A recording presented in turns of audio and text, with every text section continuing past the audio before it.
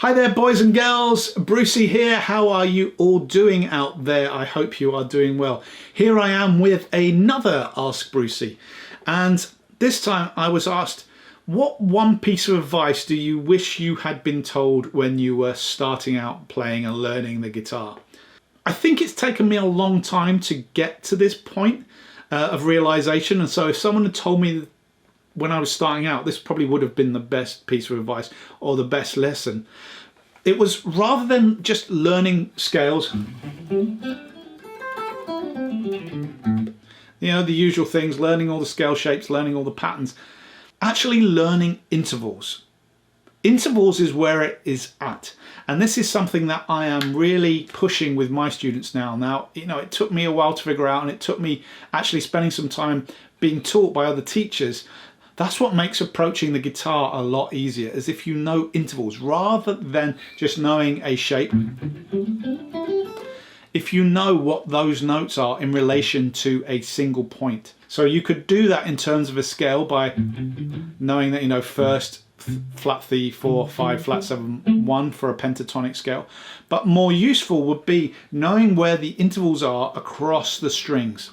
So for example, if we're in here in A, yes, I should know that this is a fourth, flat 7, flat 3, 5 and 1. Those are the intervals if I play that, which happen to make up a minor 7 chord, if you leave out the 4 there. And that is really useful information to know, because if you know that if you're playing in A on the A string and that's your root of your song, if you are here, if you jump to the E string, if you jump to the G string on the 5th fret, you are playing a minor third. It doesn't matter if you don't completely know what the note is, but if you wanted to make that major, you just raise it up a semitone. If you want to play the second, you know where that is in relation to all these other notes. So you've got a little map out around a single point. You can then take that to other points on the neck. And of course, unfortunately with the guitar, the B string does sometimes put a little bit of a spanner in the works, because you have to shift things around a little bit from time to time. But you kind of get the principle. You know, if you're here, A, you are playing a fourth, flat third. It changes now because of the G. Your flat third there, and then E, E or fifth. That is something I wish I had been told to begin with, because it helps you on so many ways. Because again, if you wanted to play a minor chord, got a root there, root, flat 3, 5 of the chord. Want to make that major? It's so much easier to understand that than perhaps learning all these different shapes and not really knowing what they are, because you could do the cage system, learn a couple of different shapes, but you just know the shape, you don't know what the numbers are. And the numbers can be really useful, or the intervals, sorry, I keep saying numbers, I mean the intervals can be really useful, because if you wanted to play in another key, you can just slide up, and you know that if that's your root there, then you're playing the 3rd and the 5th of B minor, for example. It's also really good when soloing, because you can think of those as chord tones, if they are the chord tones, and everything kind of links in them, because if you go a couple of frets higher and a couple of frets lower from a central point, you know where you are, you know what note, you know what interval you're playing and how it relates to a scale. And then once you start to build that up, you can learn the octave shapes. You've got a roadmap of how to find your way around the neck.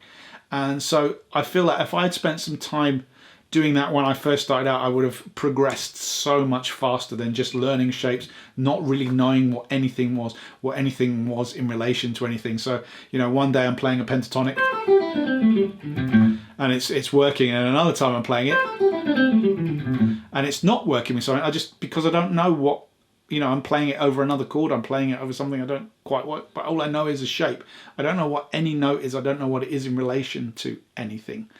So there you go. There was another Ask Brucie for you. What I wish I'd been told, intervals. I wish I'd been told to figure out what all the intervals are from a root note here, maybe going back to up 3 frets, down 2 frets.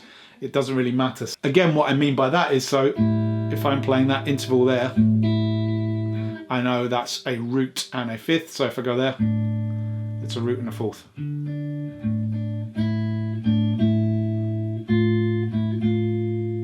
Flat 6. I haven't really got to think too much about remembering scales, remembering patterns. I just know what the interval is. So again, if I'm playing this, I know that I am playing a flat 2 against the 1.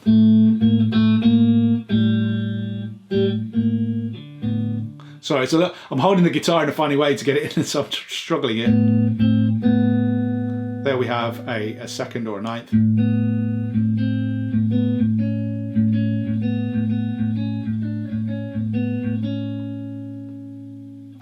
So there you have it. If you have any more questions, please do put them in the comments below. Use the hashtag askbrucie and I will more than happily answer them for you. If it's guitar theory related, if it's music theory related, if it's songwriting related, if it's production related, and of course, most of all, if it's gear related, stick it in the box below and I will answer it for you as soon as possible. Anyway, I've been Brucie. Take care, my friends, and I will catch you later.